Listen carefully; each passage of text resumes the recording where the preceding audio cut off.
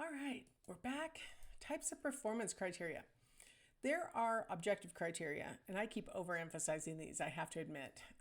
And then there are subjective, and I keep kind of acting like they're not as good. They're just not subjective. You cannot apply numbers to them, it makes it harder to do anything with it. Objective criteria are sometimes called hard criteria, and they don't mean hard like difficult, they mean hard like rock solid. They're also sometimes called non-judgmental criteria, which does not mean that you're sort of looking down on a person or not. It means you don't have to make a judgment.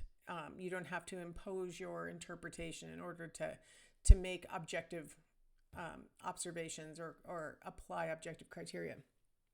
So they're the cleanest way to do performance evaluation is to use objective criteria. So examples of objective criteria: absenteeism, how many days did this person miss? Turnover, how many, like a lot of times when you're trying to get a job, one of the things that they look at is how long you have been staying at your previous jobs. If you turn over a lot, it gives the impression that you may not stay for very long. And so that might be a factor that a person would say, okay, well, the longest job they've ever had lasted 6 months. Okay, that's a factor, right? And so they may be concerned about it, or maybe they love it. I don't know. But lateness, if there are reports of lateness, these are things that can be, absenteeism and lateness can just be counted up. Turnover can be sort of assessed, right? And you can kind of maybe give a ranking based on duration or frequency of turnover. And then productivity is another one that can kind of be assessed, right? So depending on what kind of job you're in, how that may have been measured by number of things produced or number of clients seen, or, oh, I just saw an interesting case where the person was hired to obtain signatures for a petition, and he got paid by valid signature. And so for every valid signature that he brought in, he got money. Unfortunately, he decided to make some up. He was very mad that he did not get paid, but apparently you don't get paid for fake ones. But that's a measure of productivity, right? Like how many signatures did this person bring in that were actually usable and valid signatures? One problem with objective criteria is a lot of times when you get to managerial and above, it's really difficult to have objective criteria. I'll give the example of professor, right? You have some objective criteria like student evaluation scores, right? When you've done student evaluations, there are questions where you're supposed to rank on a scale from 1 to 5 the teacher on different qualities.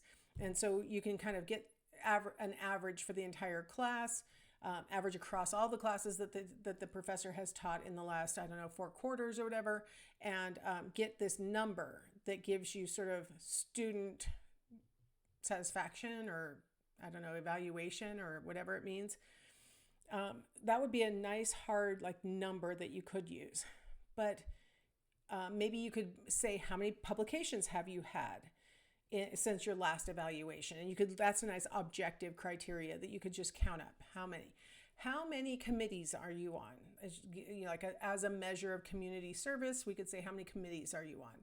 Or how many hours a week do you spend advising students? Or these are quantitative, measurable, objective things that you could do. Subjective criteria sometimes are referred to as soft to counteract the hard, right?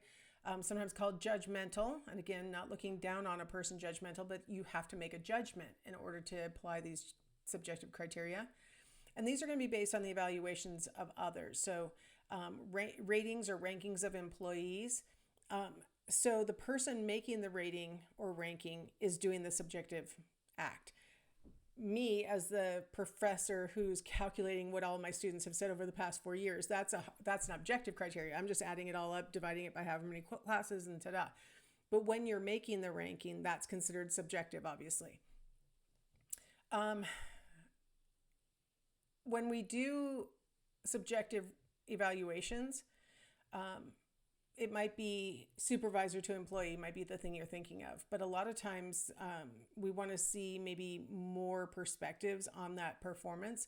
And so, supervisor, maybe some coworkers who are in your same level, and then maybe some subordinates if you have any, sort of reflecting up.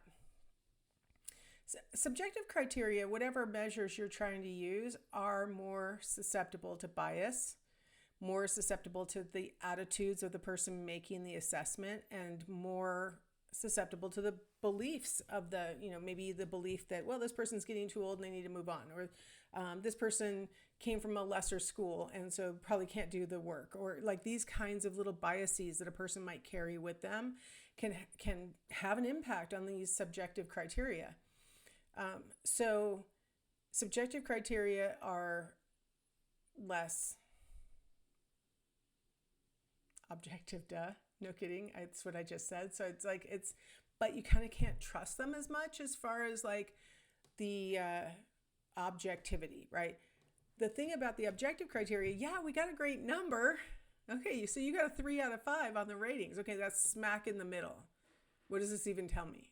I mean, some people might have really loved this person and some people might have really hated this person and averaged out to the middle. Or it could mean that you clustered right around the middle. It's hard to know. And so the objective criteria being numbers, we know what to do with it. We can apply statistics to it. We can draw inferences from it. But we're not exactly sure what went into those objective criteria sometimes. I mean, let's look at absenteeism. What went into the absenteeism? I'll use my son, who is a customer service manager, and he only just got promoted to that position, I think right before Thanksgiving. So that man has not been sick enough to call out from work so frequently ever in his life. I don't know if he's ever called out sick at any other job he's ever had. And he called out sick like 4 times in 4 months. And I think it's a function of being the customer service manager, where you're having so much intimate contact with customers, and he's actually having to like touch the same things that they're touching and breathe the same air that they're breathing and things like that. And he's been sick a lot. So his absenteeism spiked, right? But is that on him or is it on the job? It's hard to say. Like, what does this objective number mean? Does it mean that maybe this person's losing interest in this job and starting to not want to come? Or does it mean this person is so gung-ho that they're actually catching colds because of their exposure to other people? It's just really hard to know for sure whether the objective criteria is telling us what we think it's telling us. And the subjective criteria, it's hard to know whether these are evaluations that are based on the person's performance or based on the rater's personal biases. It's quite the trap. Let's move on. We'll come back and talk about that a little bit on the organizational side for sure. All right, so the expansion of the criterion domain. So let's say we've got our little criterion domain down here. And we've got factors that go into it, right? So we've got objective task performance, subjective task performance. Little sidebar, subjective task performance is going to be, work-related activities performed by employees that contribute to the technical core of the organization. So these are things that the employee does that helps the organization to run, but oftentimes these are tasks that are not picked up by job analysis. Ooh, I got job analysis in. It took me 3 videos, but I got it in. So job analysis tells us these are the things that make up this job. But there are certain things that are performed by successful employees in that position that don't really get picked up as necessary for that job in job analysis. But it really helps the organization to run better that this employee is doing these things. Contextual performance is activities performed by employees that help to maintain the broader organizational or social or psychological environment. So contextual performance might be, I used to be on a dance team, and we would have a score called esprit de corps. And esprit de corps is a French word that I was always told means basically like the spirit of the group, right? And I always thought that's what contextual performance is talking about. Like this group being cohesive, this group getting along, this group maintaining momentum, right? These are things that are really, really hard to pin down. Like, what's causing that to happen? Is it the leadership? Is it a particular employee within the rank and file? Like, what is the context that is contributing to this organizational climate, right? So Borman and Motowildo Widlow developed 5 dimensions of contextual performance to try and explain that sort of esprit de corps issue that I was talking about. So one aspect is working with extra enthusiasm and effort. So you may have an employee who's just upbeat is one of the things you might think of, or they're like working their full effort. They maybe there are optional trainings available and they go to all of them. These kinds of like extra enthusiasm and effort. Okay, I'm going to foreshadow something really quickly. As an employee, it's great to have this kind of stuff because you want to be the kind of person who's helping the organization to be the best it can be and all the things. But be really careful about, the idea that these start to become expectations for your job as you're going along, right? And it's tough because you're like, wow, I want to contribute. And then on the other hand, your efforts now become your baseline. And so you kind of have to do more. And then that becomes your baseline. And then you kind of have to do more. And so it's kind of a trick to avoid, mission creep in a job. Speaking of which, volunteering for things that are not formally part of your job. A person who says, I can do that, I can help out. This is a component of contextual performance that's really critical to the success of the organization, the team, the group. Maybe you've worked in groups as a student where you have one person who's volunteering to do things that are more than what anybody else is volunteering to do, right? That can be great. It can be really helpful maybe for this one job, but it also can breed some resentment among the other people who are like, well, I would have done that if you hadn't spoken up so quickly, or I don't like the way that you're doing it, or you're kind of making me look bad because you're the one who did it and I didn't do it. Right? Everything's a double-edged sword. And, like I said, as a student, you can relate to that, let alone at work, right? Helping other people with their jobs, showing sportsmanship, showing what we call organizational courtesy. It is really nice when people are willing to like mentor someone else.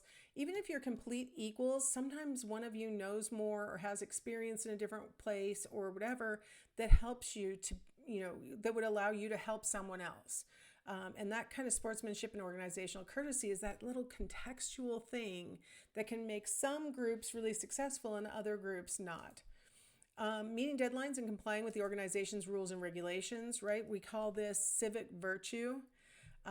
We also maybe might try to measure it by using the Big Five Inventory's conscientiousness subscale, because the type of person who scores higher in conscientiousness tends to show this kind of civic virtue.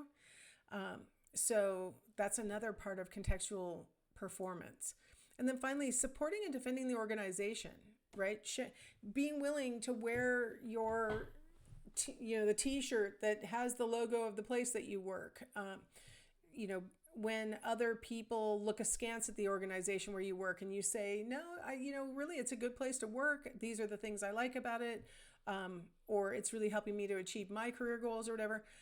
Supporting and defending the organization is that context where it gives the impression people are proud to work there. That's the basic issue, right? And if people get the sense that their coworkers are proud to work there, it helps to build their sense of pride in working there as well. And that kind of builds that organizational climate of success and sportsmanship and all the things. So these are the 5 things that Boorman and Moda-Widlow thought really make up that contextual performance. All right, let's take a break and we'll talk about how predictors relate to criterion dimensions.